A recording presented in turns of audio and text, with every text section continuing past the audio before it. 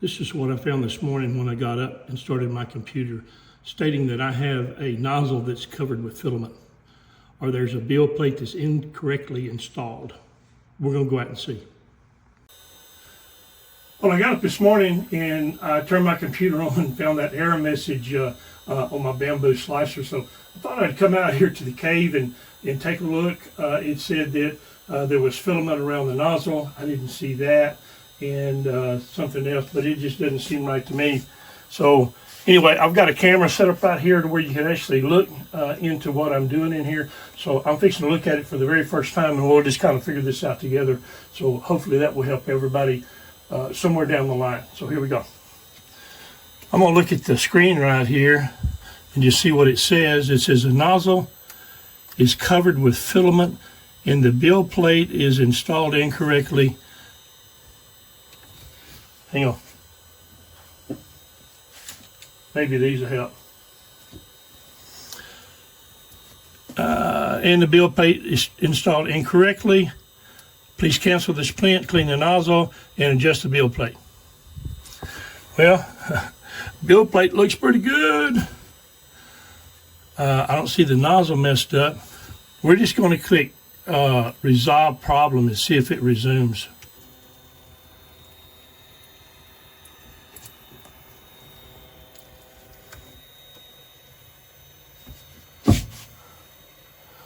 Yeah, nozzle was clean, okay, so we're going to try it. Maybe it just had a little hiccup somewhere along the line.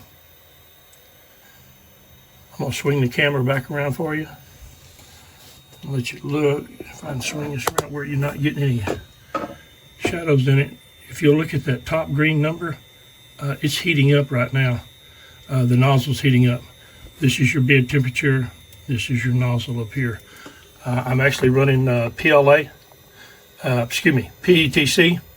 on my filament, and so that's why I kind of run those adjustments like that. I run them pretty warm. So anyway, go figure.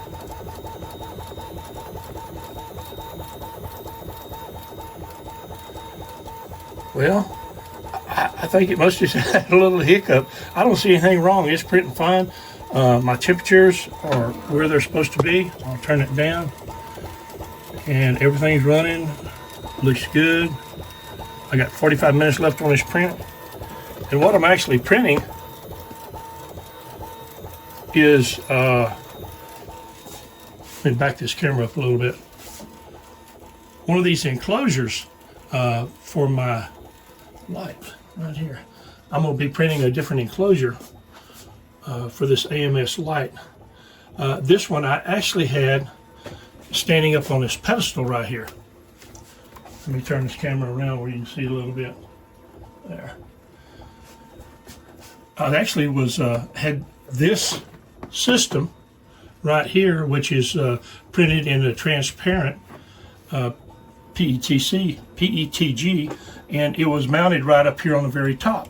And that was all fine and good, but what would happen is, for some reason, my filament on this side over here on the left side, that's why I have it removed, this coupling removed right here, is because this spool kept getting hung up somewhere.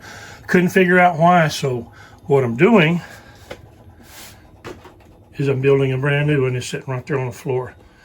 And since I like to cut costs and everything, this top piece you see here is plexiglass, and then down here on the side is also plexiglass, but the rest of it I printed all myself. So right now what I'm doing actually is printing the doors for it that slide back and forth. There'll be a door here, and then there'll be a door on the other side, and if I can pick it up, there's the handle that's going to be going on it right there. So it will go in, and the handle will be like this, and it will slide back and forth like that. So that's what I'm printing right now. So there you go. You kind of seen the whole thing. There's some of my ID holders that we sell for the fish measuring boards. Those we get a pretty good call on those, so we kind of keep those printed up in stock.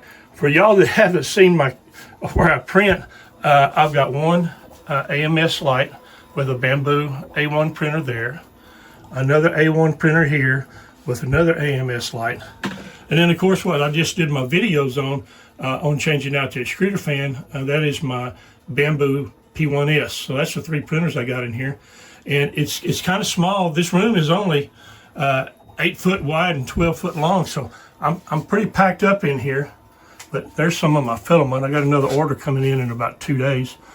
But there's some of the stock that I keep on hand just in here. Now I've got totes outside that's got more stock in it. But there's some of it. There's some of it right there. And then if you look down here, try to get the camera down here, there's a bunch more stock. And for y'all that haven't seen this before, check these out, man. This is where your reel hangs.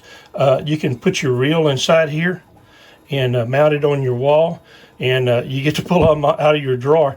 I'll show you what they look like mounted up. Bear with me and follow me. Take you out into my dirty garage.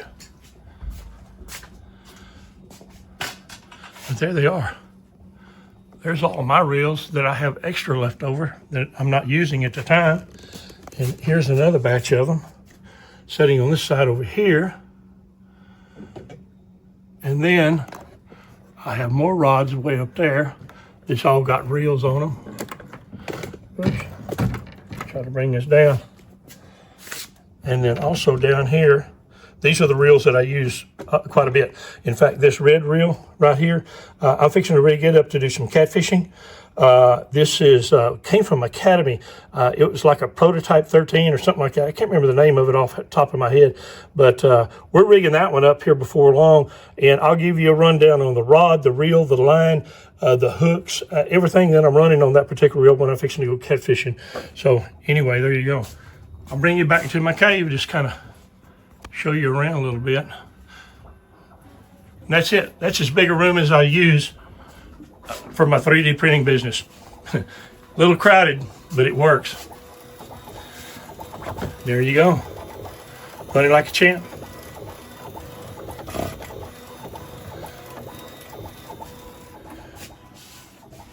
I'm gonna swing you back around. Hey, thanks for watching. You saw my easy repair this morning. Sometimes it just happens. Sometimes you have those glitches, but you never really know until you actually get out here and do it. So thanks for watching my video. I hope we all learned a little bit from it, even though we didn't do any repairs.